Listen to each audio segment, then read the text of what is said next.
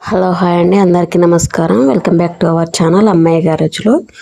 ఈరోజు నేను పచ్చి కొబ్బరితో కారం పొడి ఎలా చేస్తాను అనేది వీడియోలో చూపించబోతున్నానండి. సో వీడియో చూసిన తర్వాత మీకు నచ్చినట్లయితే ప్లీజ్ ఒక లైక్ ఇవ్వండి.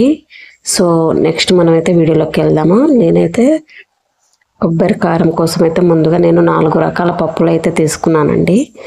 సో 100 గ్రామ్స్ అయితే తీసుకున్నాను పప్పులు. సో తీసుకున్న ఆయిల్లో బాగా రోస్ట్ అయితే తీసుకోవాలి. వీడియోలో చూస్తున్నారు కదా, ఈ విధంగా అయితే ఆయిల్లో బాగా రోస్ట్ చేసుకోవాలన్నమాట. రోస్ట్ చేసుకుంటే మనకు కారం పొడికి టేస్ట్ అనేది రావడం జరుగుతుంది. సో ఈ విధంగా రోస్ట్ చేసుకోవాలి. ఇందులోకి ఒక 10 గల్ల మిరియాలు అయితే వేసుకోవాలండి.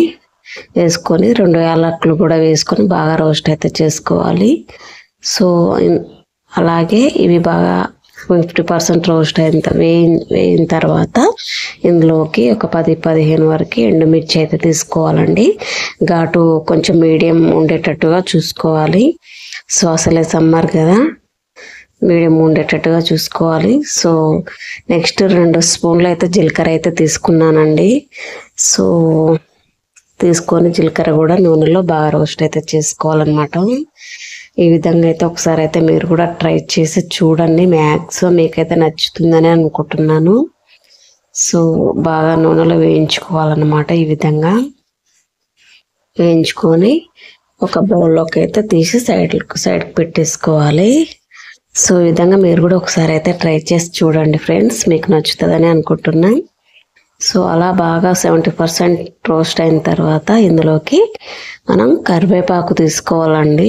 సో కరివేపాకు కూడా తీసుకొని బాగా అది కూడా ఆయిల్లో బాగా వేయించుకోవాలన్నమాట. సో అలా వేయించుకోవాలి. వేయించుకున్న తర్వాత సో ఇవి మాత్రం మనం చల్లారిన తర్వాత మిక్సీ చేయాలి. వేడి మీద చేస్తే ఏంటి అంటే బాగా దగ్గరగా అయిపోతుంది అనమాట. పొడి పొడిగా రాకుండా దగ్గర అవుతుంది. సో చల్లారితే మనకు పొడి పొడిగా వస్తుంది అనమాట పౌడర్ అనేది. సో ఈ విధంగానైతే మనం చేసుకోవాలి. నెక్స్ట్ ఇందులోకి 2 టేబుల్ స్పూన్ల నువ్వులు కూడా తీసుకోవాలి. సో నువ్వులు కూడా తీసుకొని అవి కూడా బాగా ఆయిల్లో వేయించుకోవాలి. వీడియోలో చూపిస్తున్నది ఈ విధంగా అయితే మనం అయితే వేయించుకోవాలండి. ఇంగ్రీడియంట్స్ అన్నీ కలిపి ఈ విధంగా వేయించుకొని ఒక బౌల్లోకి అయితే తీసుకోవాలి, లేదా మిక్సీ జార్లోకి తీసుకొని అలా కాసేపు అయితే సైడ్కి పెట్టాలి, చల్లారుతాయి. ఈలోపు మనం అయితే కొబ్బరి కూడా నూనెలో వేయించుకోవాలన్నమాట. పచ్చి కొబ్బరి కదా, నూనెలో వేయించుకోవాలి. సో అదే కడాయిలో నేనైతే కొబ్బరి కూడా తీసుకొని 1 టేబుల్ స్పూన్ ఆయిల్ కూడా వేసి గోల్డెన్ బ్రౌన్ కలర్లోకి వచ్చేంత వరకు కూడా మనం వేయించుకోవాలి. సో ఈ విధంగా మనం అయితే వేయించుకోవాలన్నమాట. అయితే వేయించుకున్న తర్వాత అదే మిక్సీ జార్లోకి తీసుకోవాలి. సో 2 రెమ్మల చింతపండు, 5-6 వెల్లుల్లి కూడా వేసుకోవాలి ఇందులో.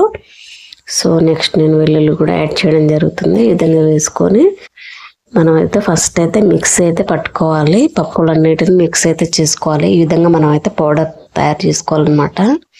ఈ విధంగా పౌడర్ తయారు చేసుకున్న తర్వాత ఇందులోకి మనం వేయించి పెట్టుకున్నటువంటి పచ్చి కొబ్బరి తీసుకోవాలి. సో చూస్తున్నారు కదా, ఈ విధంగా అయితే మనం అయితే పచ్చి కొబ్బరి కూడా మిక్సీ జార్లోకి తీసుకొని మనం మిక్స్ అయితే చేయాలి. సో ఈ విధంగా మనం అయితే చేయాలండి.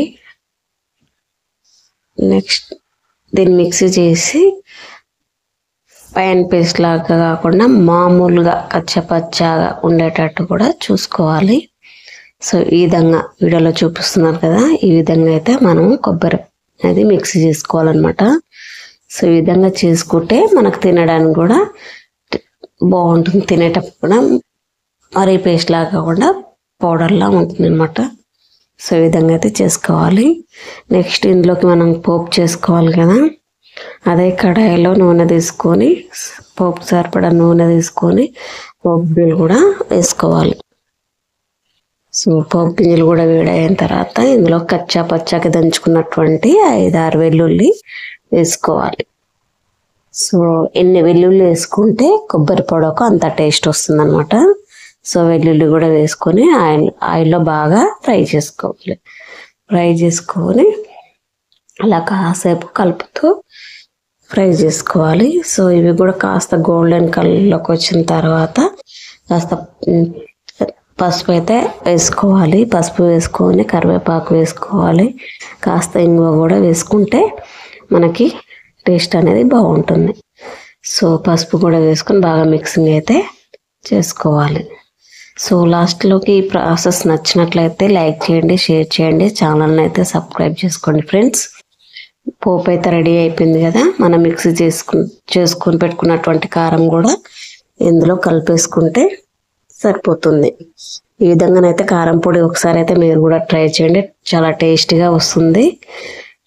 ఒకసారి అయితే ట్రై చేసి చూడండి. ఇది రైస్లోకి కానీ వేడి అన్నంలో వేసుకొని నెయ్యి పోసుకొని తింటే సూపర్ టేస్ట్, చాలా టేస్ట్ అనేది చాలా బాగుంటుందండి. ఒకసారి అయితే ట్రై చేయండి.